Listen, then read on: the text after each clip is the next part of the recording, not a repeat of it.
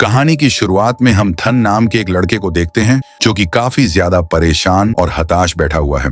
इधर अचानक से देखते देखते खुद के सर पे गोली मार लेता है और इसी के साथ कहानी जाती है पास्ट में। अब थन ने ऐसा कदम क्यों उठाया और उसके दिमाग में क्या चल रहा है, फिलहाल पास्ट के समय में आ जाते हैं। जब थन अपनी गर्लफ्रेंड एमा के साथ कार से कहीं जा रहा होता है, तभी अचानक से थन को ना जाने क्या होता है।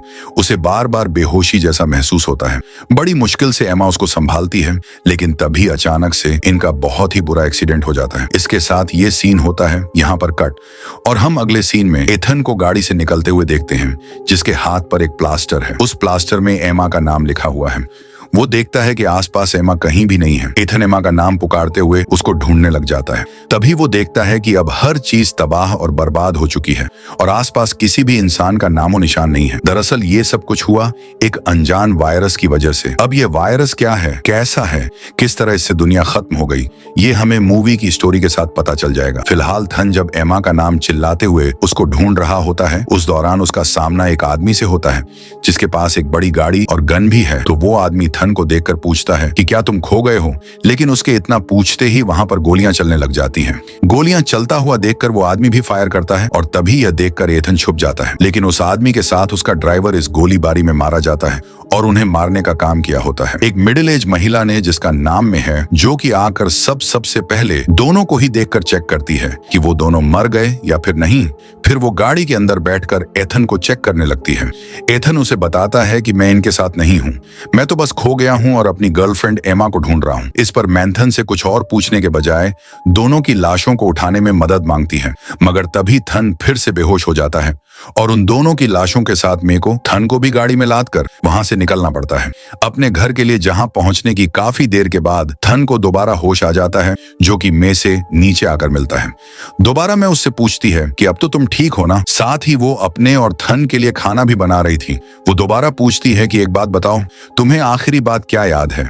थन बताता है कि मैं और एमा एक कार से किसी लेक की तरफ जा रहे थे, जहां पर हमें एक खाली केबल मिला और हम वहीं पर रुक गए। पर उसके बाद क्या हुआ मुझे याद नहीं। हो सकता है कि एमा अभी भी उसी कब्बन में मेरा वेट कर रही होगी, लेकिन ये बाहर ये सब कुछ हुआ क्या है, अभी ये अचानक यहाँ इतना सुनसान क्यों है।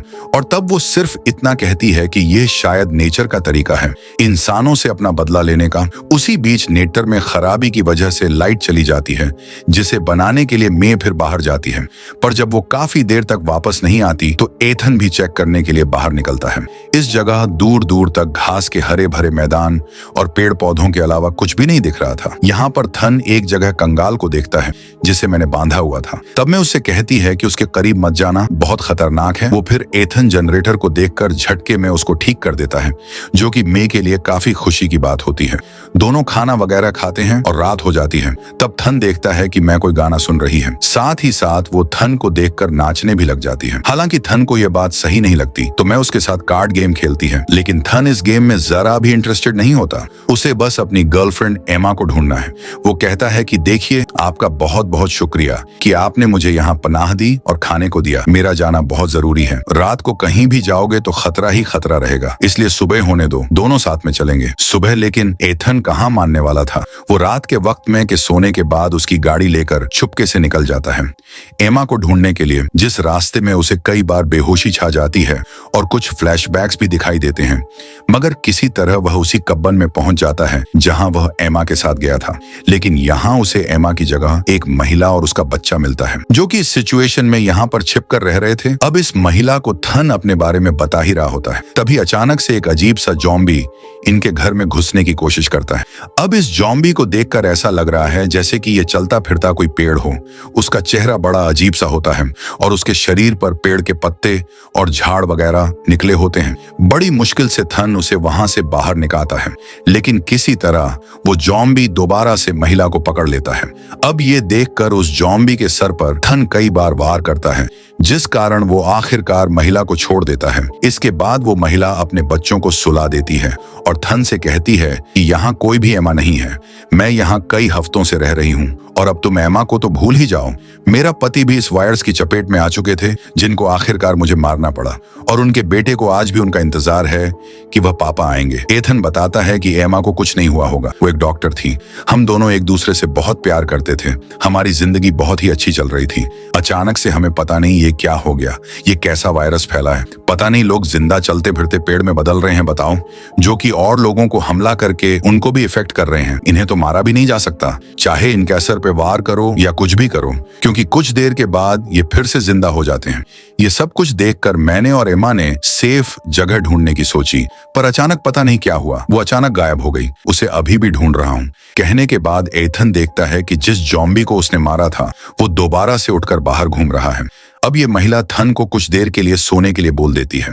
कुछ देर के बाद थन अचानक से उठता है और देखता है कि सुबह हो चुकी है और वो खून से लथपथ है। बिल्कुल साथ ही उस महिला और उसके बच्चे की लाश भी वहीं पर पड़ी हुई है, जिन्हें जॉम्बीज ने मार दिया था। एथन लड़खड़ाते हुए बाहर जाता है तो वहां पर उसको एक जॉम्बी लड़की दिखती है, जो कि एथन पर अचानक से हमला भी करती है। तभी वहां पर मैं आकर उस लड़की को गोली मार देती है, जिससे वो जॉम्बी लड़की कुछ देर के लिए थोड़ा बेहोश हो जाती है। हम्मे को थन की बेहोशी और उसके भूलने की बीमारी यानी कि एमनेसिया के बारे में पता होता है, तो वो थन को अपना नाम दोबारा से बताती है, और साथ ही थन तो उसकी गाड़ी लेकर आ गया था ना, तो इस चीज के लिए भी वो कुछ नहीं कहती। उस दौरान थन को एक बर्ड हाउस में एम्मा का मोबाइल मिलता है, जिसमें उसका आखिरी वीडियो था, और वो वीडियो में बता रही होती है कि थन, अगर तुम ये देख रहे हो तो मतलब मैं जिंदा नहीं हूँ। सिचुएशन बहुत ही बदतर हो चुकी है और तुम्हारा एमनेसिया भी बहुत बदतर होता जा रहा है। इतना कहते ही होता यह है कि फोन की बैटरी ऑफ हो जाती है, और ये देखकर थन तो चिल्ला पड़ता है। फिर मैं उसको चुप कराती है और कहती है कि देखो, तुम मेरे घर चलो, वहां चार्जर भी है, तुम फोन को चार्ज कर लेना, फिर पूरा देखना। बस फिर एथन को साइकिल पर लेकर जाकर मे चल देती है, क्योंकि अब मे की गाड़ी में फ्यूल नहीं होता। दोनों जल्दी घर पहुंच जाते हैं, जहां पर मे को किसी के होने का एहसास होता है, जिसे देखते ही वो तुरंत उस आदमी पर गन तान देती है। ये अनजान आदमी अपने हाथ ऊपर करके अपना नाम बताता है, टॉम। साथ ही वो यह भी बताता है कि मैं अपनी पत्नी को ढूंढते हुए यहाँ पर पहुंचा हूँ, जो कि करीब 10 दिनों से गायब है। पहले मैंने जब डॉक्टर करके नॉक किया तो किसी ने कोई जवाब नहीं दिया, तो मैं अंदर चला आया। फिर टॉम को देखकर मेथन से कहती है कि इसकी तलाशी लो, जिस दौरान उसे टॉम के पास एक खाली गन मिलती है। टॉम यहाँ शेल्टर और खाने की तलाश में आया था, जिसे खाना और शरण ये दोनों दे देते हैं, लेकिन उसके बदले में उससे कुछ काम करवाती है, जिस दौरान टॉम थन से उसके बारे में पूछता है। फिर वो टॉयलेट करने के बहाने एक गन को उठाकर अपने पास रख लेता है, जिसे उसने छिपाया हुआ था, और अब बारी आती है खाने की। तो मैं थन से कहती कि तुम खाना खाने से मना कर देना, क्योंकि मैंने खाने में इसके लिए कुछ मिलाया हुआ है। यह आदमी मुझे जरूर कुछ अजीब लग रहा है। थन भी मैं की बात मानकर खाने से इनकार कर देता है। टॉम तो बड़े अच्छे से खाना खाता है, जिसमें मैंने बेहोशी की दवा मिलाई हुई थी। अब इससे पहले कि उस दवा का असर होता, उससे पहले एक बार फिर से थन अपने आप बेहोश हो जाता है, जो देखकर टॉम में पर गन तान देता है और कहता है कि मुझे पता है तुम्ही ने मेरी बीवी के साथ कुछ किया है, कुछ तो है जो तुम छिपा रही हो। इस पर मे टॉम को कहती है कि जल्द तुम्हारे ऊपर यह दवा असर करेगी और तुम हो जाओगे बेहोश। इतना बोलकर टॉम को जोर से मारकर वो बेहोश कर देती है। इसके बाद सीन कट होता है और इस पॉइंट पर थन की आंख खुल जाती है, जो कि वहां टॉम के अलावा उसके 2 साथियों को देखता है, जिन्होंने टॉम को होश में ला दिया था, और साथ ही उन्होंने मे को बांध के रखा होता है। टॉम थन से कहता है कि इसी औरत ने मेरी बीवी और तुम्हारी गर्लफ्रेंड की जान ली होगी पक्का, और इसी का पता हमें अंदर तलाशी करके चलेगा। टॉम बाकी 2 लोगों को मे के ऊपर नजर रखने के लिए छोड़कर अंदर कमरे में थन के साथ जाता है तलाशी करने के लिए। तो वहां टॉम को कई सारे लोगों की आईडी और बाकी चीजें मिल जाती हैं। साथ ही एथन को एमा का लॉकेट भी मिल जाता है, जिसको देखकर वह थोड़ा इमोशनल भी होता है। वहीं वह 2 बंदे में पर नजर रखे होते हैं, उसमें से एक बाहर के स्टोर रूम में देखने के लिए जाता है, जहां उसे एक टेबल को तोड़ने पर एक आदमी मिलता है, जो कि बेड पर लेटा हुआ था, साथ ही इफेक्टेड भी होता है। वो बंदा इस अनजान आदमी से डर कर पीछे की तरफ भागता है और मे के लगाए हुए एक ट्रैप में फंसकर उसके पैर पर एक पतली सी डोर खींच जाती है, जिससे स्टोर रूम में ब्लास्ट के साथ आग लग जाती है। वो बंदा वहीं पर मारा जाता है। अब इसको देखने के बाद दूसरा बंदा जाता है तो उसे वही कंकाल बनी जॉम्बी खा लेती है। ये वही है जिसे मैंने बाहर पेड़ों से बांध कर रखा हुआ था। इस तरफ एथन में से सवाल करता है कि तुमने आखिर एमा के साथ किया क्या। जवाब में वो कहती है कि तुम समझ नहीं पाओगे। इतना कहकर वो रोने लग जाती है। अब टॉम थन से कहता है कि जितने लोगों की चीजें हमें अंदर मिली हैं, इसने ही उन सबको मारा है, अब इसे भी मर जाना चाहिए। इतना कहकर टॉम मे की गन से उस पर शूट कर देता है, लेकिन उस गन को मैंने ऐसा बनाया था कि वो आगे नहीं पीछे की ओर फायर करे, और इस कारण उल्टा टॉम का ही हाथ गोली लगने की वजह से उठ जाता है। और ये देखकर मे तो खुद को जल्दी से छुड़ा भी लेती है। पर इस दौरान एथन को भी अचानक से ना जाने क्या होता है, वो टॉम पर टूट पड़ता है और उन्हीं ज़ॉम्बीज़ की तरह वो टॉम को कच्चा ही खाने लग जाता है। दरअसल यहाँ पर हुआ यही था कि जब भी थन बेहोश होता था तो उस दौरान ज़ॉम्बी के रूप में आकर लोगों को मार देता था। यहाँ तक कि उस बच्चे और उसकी माँ को भी थन नहीं मारा था। असल में थन का जो हाथ हमेशा प्लास्टर से रहता था, उसके अंदर थन का इंजेक्शन छुपा हुआ था। थन अपनी सच्चाई जानकर काफी दुखी था, क्योंकि वो भी इफेक्टेड होने के कारण एक ज़ॉम्बी में बदल गया था और ये काफी लंबे समय से चलता आ रहा है। पर कितने लंबे समय से यह हमें जल्द ही पता चलने वाला है। इसके बाद थन बेहोश हो जाता है, जिसकी आंख अगले दिन सुबह खुलती है, जहां वो खुद को मे के सामने पाता है। इस बार भी थन सब कुछ भूल चुका था कि उसने पिछली रात क्या किया, यहाँ तक कि उसे मे का नाम भी याद नहीं होता। फिर वो थन को अपना नाम दोबारा बताती है और कहती है कि हमारे पास खाने को कुछ नहीं है, हमें शिकार पर जाना होगा, मैं तुम्हारी दोस्त हूँ। तो इस पॉइंट पर थन को अपने कुछ पास्ट की बातें याद आ जाती हैं, वो भी टुकड़ों में, जिसे मैं आपको सिंपल करके समझाता हूँ, सुनिए। दरअसल एक बार थन जब एमा के साथ किसी गैस स्टेशन में रुका तो एमा के ऊपर एक ज़ॉम्बी ने अटैक कर दिया, जिस पर गोली मारकर एथन ने एमा को बचा लिया था, पर खुद को नहीं बचा पाए, क्योंकि कुछ देर के बाद उस ज़ॉम्बी ने उठकर थन के हाथ पर काट लिया, जिसके बाद में एमा ने कई गोलियां मारी, मगर तब तक एथन इफेक्ट हो चुका था। यह ज़ॉम्बी वायरस इंसान को एक जिंदा पेड़ में बदल देता है, लेकिन अगर इफेक्टेड पर्सन को उसकी खुराक यानी कि जिंदा इंसान खाने के लिए मिलने लग गए तो हर दिन उसका इन्फेक्शन रुक जाएगा और जब वो किसी इंसान को खाएगा तब उसकी याददाश्त वापस आ जाएगी, हालांकि कुछ देर के लिए से लेकिन आ जाएगी। साथ ही ये चीजें थन को हमेशा जवान भी रखती हैं। और फिर एमा ने एथन की ये हालत उसको ठीक करने के लिए चुनी, क्योंकि वो एक डॉक्टर भी थी और उसने सोचा कि जब तक थन ठीक नहीं हो जाता तब तक वो उसको इंसानों को खिलाएगी। मतलब उसने थन के लिए इंसानों को खोजने का जिम्मा खुद पर ले लिया। ईमा प्यार में अंधी हो चुकी थी। वो थन को लेकर कान नाम के एक आदमी के घर पर जाती है, जो कि इन हालातों में अपनी बीवी और बेटी के साथ रह रहा था। वहां काल से एमा अपने और थन के लिए खाने की मांग करती है, जो कि पहले दोनों को कपड़े उतारने के लिए कहता है, ताकि उसको यह पता चल सके कि दोनों इफेक्टेड हैं या नहीं। अब उस समय काल से बड़ी मिस्टेक हो गई थी। उसका ध्यान थन के प्लास्टर वाले हाथ पर नहीं गया था।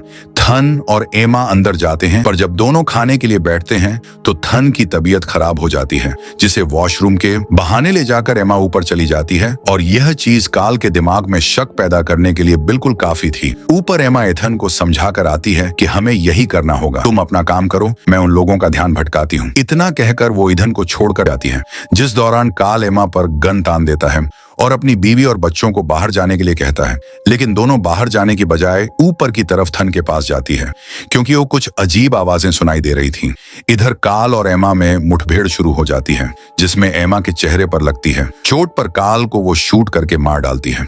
दूसरी ओर काल की बीवी और बेटी जब ऊपर पहुंचती है तो उन्हें एथन की शैतानी रूप का सामना करना पड़ता है। वो एक झटके में दोनों को अपना शिकार बना लेता है। फिर जब उसको चीजें याद आती हैं तो वह काफी ज्यादा रोता भी है, क्योंकि वह ऐसा कभी करना नहीं चाहता था। कहानी वापस से प्रेजेंट में आती है। जब थन को यह सब याद आ चुका था तो वो मे से पूछता है कि क्या तुम ही एमा हो। इस पर मेहा में जवाब देती है, मतलब कि काफी लंबे समय से सिर्फ अपने प्यार थन के लिए एमा इतने लोगों की बलि दिलवा रही थी, ताकि एथन को रोज इंसानी खुराक देकर वो जिंदा रख पाए। मैं थन को खाने में भी इंसानी खून और मांस पकाकर देती थी, पर अब वो यह सब कुछ करके बॉडी हो चुकी है।